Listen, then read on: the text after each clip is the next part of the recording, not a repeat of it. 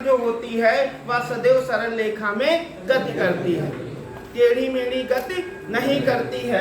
उस नाते आप सबको समझ में आ रहा चाहिए कि प्रकाश की किरण जब वायु से कांच में जाएगी तो इसको ऐसे सीधे जाना चाहिए था, क्यों जी? परंतु ये सीधे ना जाकर के अपने मार्ग से क्या होती है, कुछ विचलित हो जाती है और इस तरीके से चली जाती है।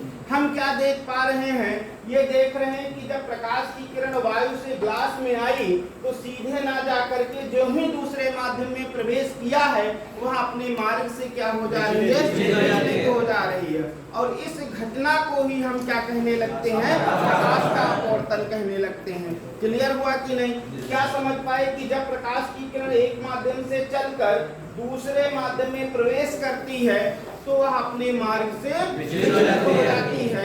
इस घटना को क्या कहते हैं, प्रकाश का अपवर्तन कहते हैं। क्लियर है कि नहीं? अब जरा ध्यान दीजिएगा, एक तो ये हुआ। अच्छा, इसमें अगर हम क्या करें, अभिलंब खींच दें। अब जरा समझिएगा इस चीज को। दूसरी थीम में हम ये समझाने का प्रयास कर रहे हैं कि इसमें दो मीडियम हो सकते हैं, या तो हमारा सघन माध्यम से प्रकाश की किरण विरल माध्यम में जाएगी या विरल माध्यम से सघन माध्यम में जाएगी। अब दोनों चीजों को आपको समझना है। ये देखो, ऊपर हमने क्या लिया, एयर लिया है और नीचे हमने क्या ले लिया, कांच ले लिया है, कांच ले लिया है। आप सबको पता है ये हमारा माध्यम जो होगा वो कैसा माध्यम होगा, माध्यम होगा, और ये जो माध्यम होगा हमारा कैसा होगा, सघन माध्यम होगा। क्लियर है कि नहीं? अब इसमें जरा ध्यान दीजिएगा, एक प्रकाश की किरण ये चली, किस माध्यम से चली है, विरल माध्यम से चली है। और क्योंकि प्रकाश का गुण ये कहता है कि प्रकाश सदैव सरल रेखा में गति करती है, इस नाते इस प्रकाश की किरण को किधर जाना चाहिए था, बिल्कुल इस तरीके से सीधी जानी चाहिए था। परंतु होता क्या है, ये प्रकाश की किरण ऐसे ना जा करके क्या होती, अभिलंब की ओर झुकती हुई इस तरीके से चली जाती है। क्लियर है कि नहीं? विचलन तो इसमें भी हुआ है साहब। दूसरा वाला चित्र हम इधर बनाते हैं और जस्ट ऊपर कर देते, ऊपर वाला हमने जो मीडियम मान रखा है, माध्यम जो मान रखा है वो ग्लास मान लिया, इस नाते ऊपर का माध्यम जो हो गया वो कैसा हो गया, सघन हो गया। नीचे वाला हमने क्या मान लिया, एयर मान लिया। क्या मान लिया, एयर मान लिया, मतलब वायु हो गया। अब वायु हमारा कैसा माध्यम हो जाएगा, विरल माध्यम हो जाएगा। क्लियर है कि नहीं? अब प्रकाश की किरण देखो साहब चल रही है, किस माध्यम से चली थी, सघन माध्यम से चली। और इस वाले आपतन बिंदु पर हमने क्या किया है, अभिलंब खींच दिया है। इस प्रकाश की किरण को ऐसे जाना चाहिए था, किसके कारण, क्योंकि प्रकाश की किरण जो है सदैव सरल रेखा में जाती है। परंतु हम जब देखते हैं कि मीडियम चेंज हो रहा है तो ये प्रकाश की किरण इधर से ना जाकर के थोड़ा विचलन होकर के इस तरीके से चली जाती है। अब दोनों चित्रों पर आप विचार करो कि चाहे वो प्रकाश की किरण ग्लास वायु से ग्लास में जा रही हो, ठीक है ना, या ग्लास से वायु में जा रही है, दोनों में प्रकाश की किरणों का विचलन हो रहा है। वो सीधी ना जा करके या तो अभिलंब के पास आ रही हैं या अभिलंब से दूर आ रही हैं। तो क्या समझ में आता है, इसी घटना को हम क्या कहने लगते हैं, प्रकाश का अपवर्तन कहने लगते हैं। तो ये समझ में आया कि जब प्रकाश की किरण एक माध्यम से चलकर दूसरे माध्यम में प्रवेश करती है तो वह अपने मार्ग से विचलित हो जाती है। इस घटना को हम क्या कहते हैं, प्रकाश का अपवर्तन कहते हैं। अब इसमें देखो, जब प्रकाश, इस वाले को हम आपतन कोण आई कहते हैं और इस वाले को अपवर्तन कोण आर कहते हैं। इसमें आपतन कोण ये आई हो गया और अपवर्तन कोण क्या हो गया, आर हो गया। इस चीज को समझ में आप सब लोगों को आ गया। अब आगे अगर देखेंगे तो क्या देखते हैं कि जब विरल माध्यम से सघन माध्यम में प्रवेश करती है तो ये कौन सी किरण है, आपतित किरण है। कौन सी किरण है, आपतित किरण है। ये कौन सी किरण है, अपवर्तित किरण है। कौन सी किरण है, अपवर्तित किरण है। और ये क्या है, हमारा अभिलंब है। ये क्या है, अभिलंब है। इसमें हम देख रहे हैं जो प्रकाश की किरण है वो अभिलंब की ओर झुक गई है। और इस वाले में साहब देखेंगे तो ये हमारी क्या है, आपतित किरण है, ये हमारी अपवर्तित किरण है, ये हमारा क्या है, अभिलंब है। और इसमें देखते हैं प्रकाश की किरण क्या होता, अभिलंब से दूर है। इस वाले फिगर में अभिलंब के पास आ रही है और इस वाले में अभिलंब से दूर जा रही है। अब क्या निष्कर्ष निकलता है कि यदि प्रकाश की किरण विरल माध्यम से सघन माध्यम में प्रवेश करती है तो वहाँ विलंब की ओर झुक जाती है। क्लियर है कि नहीं? और यदि प्रकाश की किरण सघन माध्यम से विरल माध्यम में प्रवेश करती है तो वहाँ विलंब से दूर हट जाती है। क्लियर है कि नहीं? अब पूरी थ्योरी को अगर हम लिखेंगे एक साथ तो क्या लिखेंगे? जब प्रकाश की किरण एक माध्यम से चलकर दूसरे माध्यम में प्रवेश करती है तो वह अपने मार्ग से विचलित हो जाती है। इस घटना को क्या कहते हैं? प्रकाश का अपवर्तन कहते हैं। फिर पैराग्राफ चेंज करेंगे और लिखेंगे क्या? यदि प्रकाश की किरण विरल माध्यम से सघन माध्यम में प्रवेश करती है तो वहाँ विलंब की ओर झुक जाती है। यदि प्रकाश की किरण विरल माध्यम से सघन माध्यम में प्रवेश करती है तो वहाँ विलंब की ओर झुक जाती है। और यदि प्रकाश की किरण सघन माध्यम से विरल माध्यम में प्रवेश करती है तो वहाँ विलंब से दूर हट जाती है। और ये दोनों चित्र आपको नीचे बनाने हैं। अगर आएगा कि प्रकाश के अपवर्तन से आप क्या समझते हैं, चित्र बनाकर व्याख्या कीजिए, तो सबसे पहले आप ये दोनों चित्र बनाएंगे, फिर प्रकाश का अपवर्तन लिखेंगे और नीचे इतनी ही व्याख्या करनी है। क्लियर हुआ कि नहीं? अब अपवर्तन के दो नियम हैं सामने। क्या है? अपवर्तन के दो नियम हैं। अब इस वाले पे जरा विचार करिए। ये कौन सी किरण है?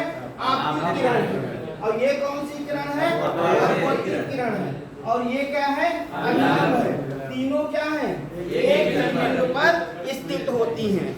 इसका मतलब क्या है कि अपवर्तन का पहला नियम जो है वो आपतित किरण, अपवर्तित किरण तथा अभिलंब तीनों एक ही तल में एक ही बिंदु पर स्थित होते हैं। एक ही तल, देखो ये वाला तल ग्लास का चालू हो गया ना, तो तीनों एक ही तल में एक ही बिंदु पर स्थित होते हैं। ये अपवर्तन का क्या है? पहला नियम है। क्या पहला नियम निकल करके आया? आपतित किरण, अपवर्तित किरण, अभिलंब तीनों एक ही तल में एक ही बिंदु पर स्थित होते हैं। क्लियर है कि नहीं? इस वाले फिगर पे ध्यान देंगे तो ये क्या है? आपतित किरण है कि नहीं है? ये क्या है? अपवर्तित किरण। और ये क्या है? अभिलंब। और ये क्या है? एक तल होगा, वायु चालू हो गई होगी, तो क्या है? एक ही तल में एक ही बिंदु पर स्थित होते हैं। ये क्या है? प्रथम नियम है अपवर्तन का। क्या है प्रथम नियम? सबको रट जाना चाहिए। आपतित किरण, अपवर्तित किरण, अभिलंब तीनों एक ही तल में एक ही बिंदु पर स्थित होते हैं। क्लियर है कि नहीं?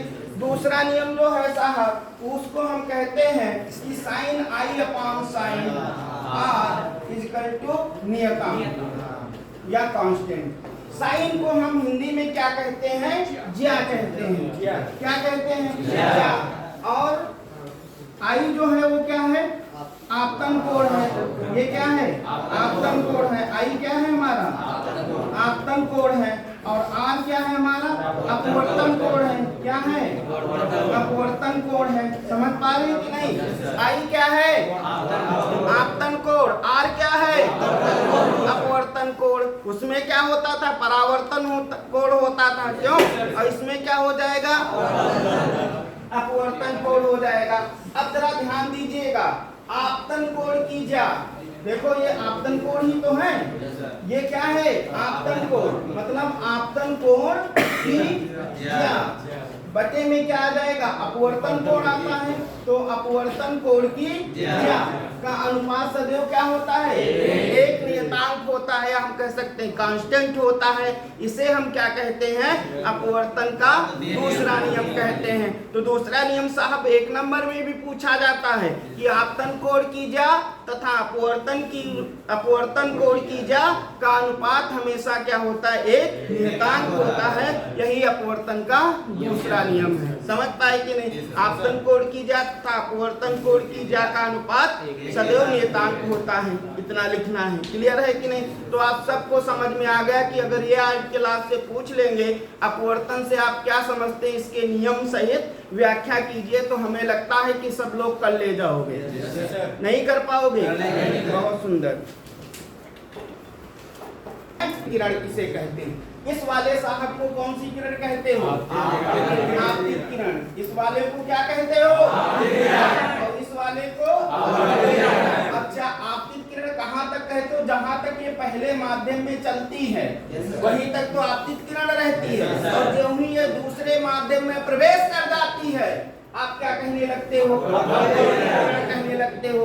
अगर आपसे कोई पूछ ले कि आपतित किरण किसे कहते हैं तो आप साहब क्या बताओगे, देखो पहले माध्यम में जहां तक चलेगी प्रकाश की किरण वो हमारी कौन सी किरण होती है, आपतित किरण होती है। जो ही दूसरे वाले माध्यम में प्रवेश कर जाती है कौन सी किरण बन जाती है, अपवर्तित किरण बन जाती है। तो आपतित किरण की अगर परिभाषा आपसे कहा जाए कि आपतित किरण की परिभाषा क्या होगी तो आप क्या लिख सकते हो, पहले माध्यम में चलने वाली प्रकाश की किरण को, पहले माध्यम में चलने वाली प्रकाश की किरण को क्या कहते हैं, आपतित किरण कहते हैं।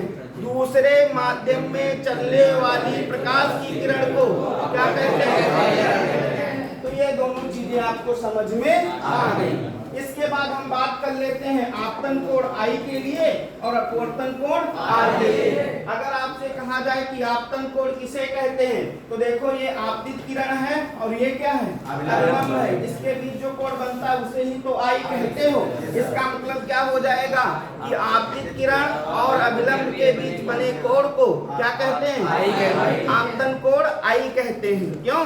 अच्छा, अपवर्तन कोण के लिए क्या कहोगे, अपवर्तित किरण, ये वाली जो किरण है वो कौन सी किरण है, और इसमें देखो ये वाली क्या है, अपवर्तित किरण है। तो अपवर्तित किरण और अभिलंब के बीच जो कोण बनेगा उसे कौन सा कोण कहेंगे, अपवर्तन कोण R कहेंगे। क्या कहेंगे? तो परिभाषा क्या निकल के आनी चाहिए, अपवर्तित किरण तथा अभिलंब, अपवर्तित किरण तथा अभिलंब के बीच बने कोण को क्या कहते हैं, आप अपवर्तन कोण कहते हैं। और इसे किससे प्रदर्शित किया जाता है, इसे स्मॉल r से प्रदर्शित किया जाता है। क्लियर हुआ कि नहीं, ये चीज आप सब लोग समझ गए। इसके बाद बात करते हैं निरपेक्ष अपवर्तनांक या अपवर्तनांक के लिए। क्यों?